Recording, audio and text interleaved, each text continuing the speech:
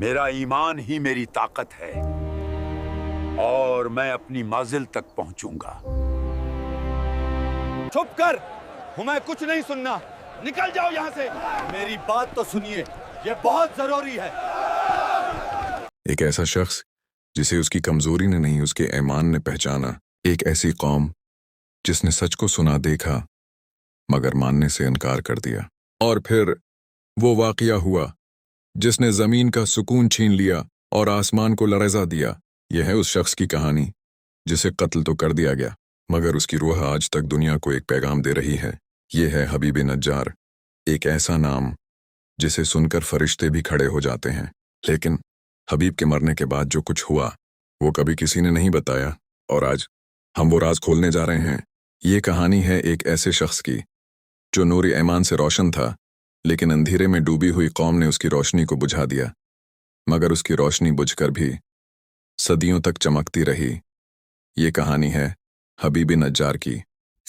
कदीम अंताकिया का शहर, रात का वक्त, पहाड़ों के साए शहर पर पड़े हुए, हर तरफ खामोशी, लेकिन एक घर में रोशनी जल रही है।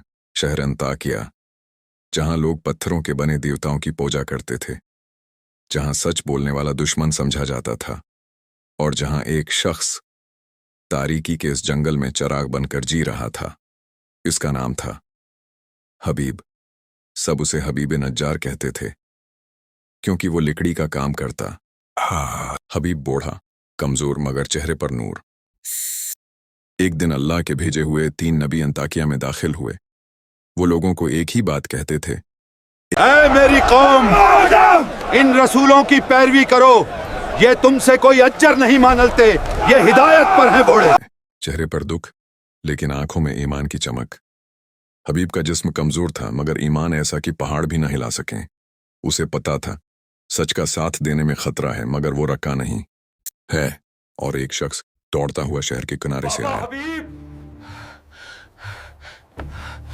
शहर वाले इन 3 नेक आदमियों को मारने जा रहे हैं। ऐ मेरी कौम, इन रसूलों की पैरवी करो, ये तुमसे कोई अज्जर नहीं मानलते, ये हिदायत पर हैं बूढ़े।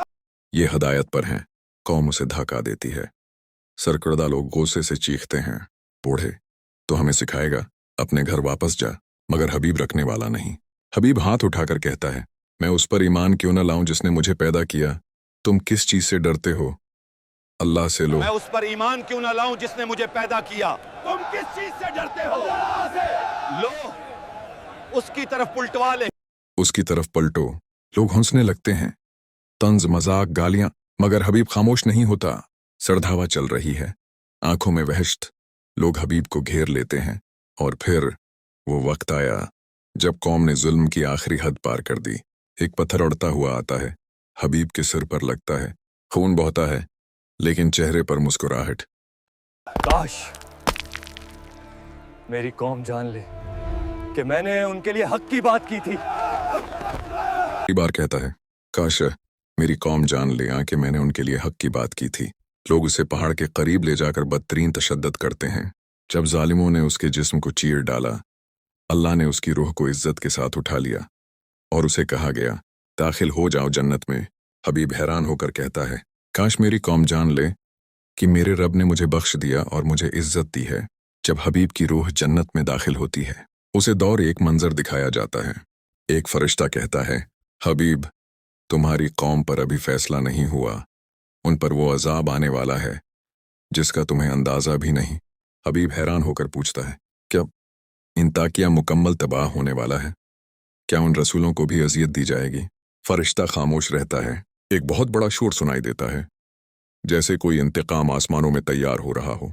और इसी लम्हे एक ऐसा वाकया होने वाला था जिसने पूरी कौम की तकदीर बदल दी। मगर वो क्या था? आखिर अल्लाह ने हबीब की कौम को किस अंजाम तक पहुंचाया?